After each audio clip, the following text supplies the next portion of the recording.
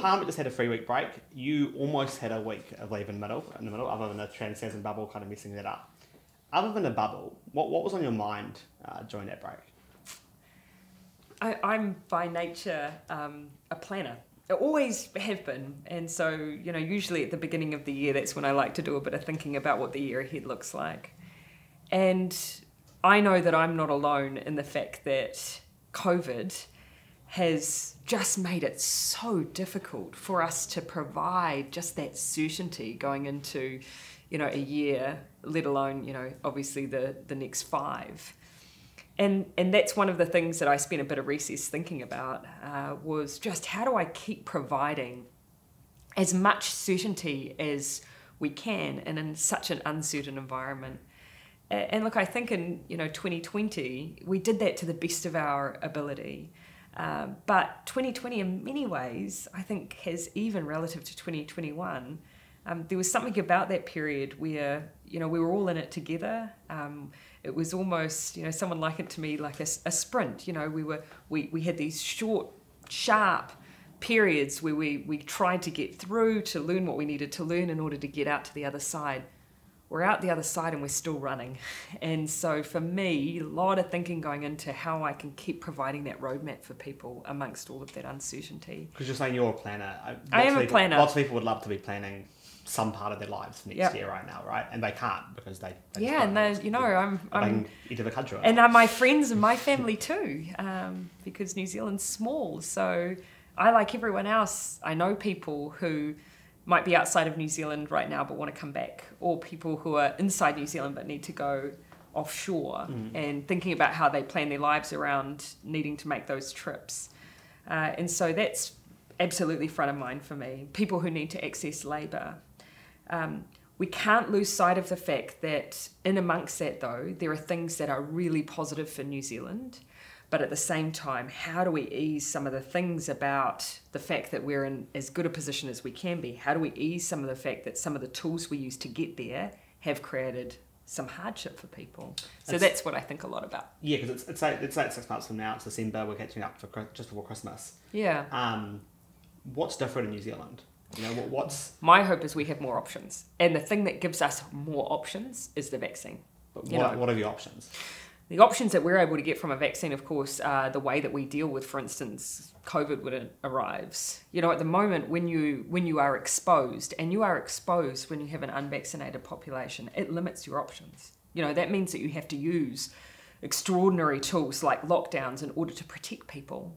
When you have a vaccinated population, that opens up some options in how you deal with outbreaks that are different and that create less disruption to people's lives and create less uncertainty. So that is a real bonus of vaccine.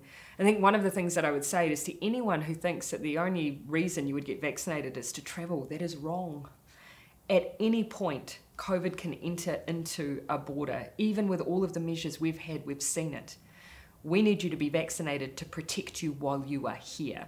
It's not about whether or not you intend to travel. It is to look after you while you are here and so that you don't pose a risk to other people. So one of the big options you'll have is basically being able to have some COVID, not that you'll tolerate it, but when it's in, you can say, we're going to do a level 4 lockdown. It gives you level 2 masks. And one of the things that I ask people out in the community, if you had a choice, what is the thing that you would want to get rid of first? The uncertainty of, really heavy lockdowns, so the level 3, level 4 lockdowns, versus a bit less friction at the border. What is the most important thing for you? People want to get rid of the idea that at any moment in time a big life event might end up being cancelled because you're going into a lockdown.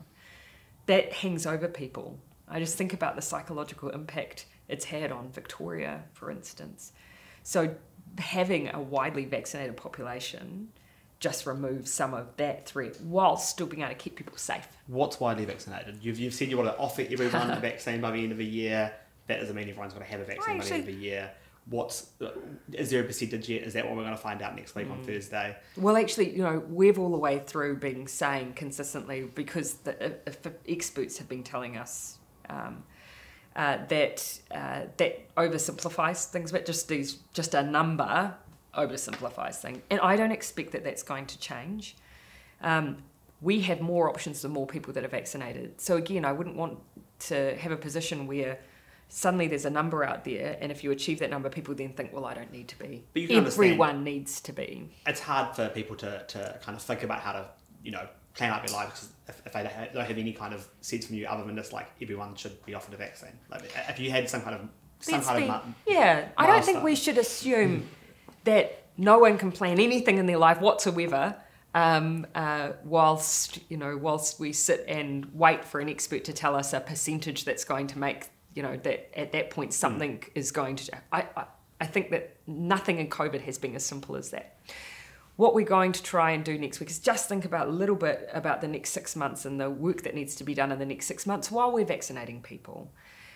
What I absolutely will just manage the expectation around is all the way through, even when we've laid out, here's our intention of where we'd like to head, COVID keeps throwing up wild cards and we have to be prepared for those as well.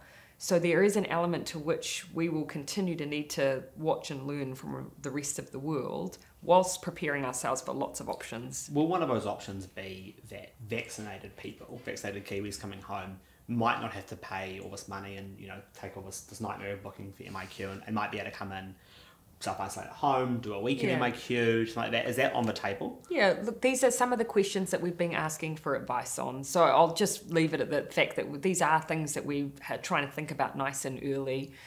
Even though obviously while we're unvaccinated, that's not something that we're, that you would, you've got to be careful about, what measures that you're implementing and so on. But these are the kinds of questions that we've been asking. But I'll leave it to next Thursday to tease that out a little bit more. By the end of the year, do you know will have been a reshuffle of your cabinet at all? I haven't got one planned at this stage. And of course, at that point in time, one of the things that I've always been really cautious about is actually just making sure that people have enough time to be familiar with their portfolios. To give you an example, Minister Mahuta's been our Minister for Local Government the entire time. That sector beforehand had multiple ministers over a short period of time. And I think that's one of the reasons, one of those big important pieces of work we needed to do. Water reforms hadn't happened prior to now. Having some consistency really helps you to dig into some of the more difficult areas that we as government need to resolve. And I think there's real benefit to ministers having a chance to build that familiarity. Prime Minister, thank you for your time. Thanks for yours. Good.